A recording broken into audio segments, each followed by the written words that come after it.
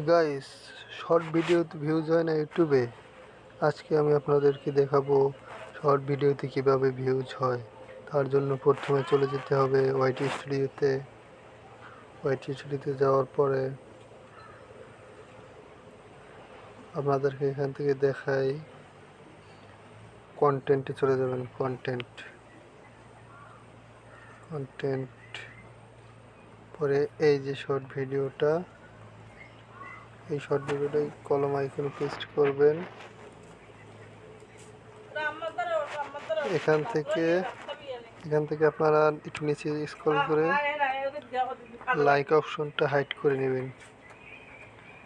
Like অপশনটা hide করে নিয়ে এখান থেকে আবার সেভ করে দিবেন।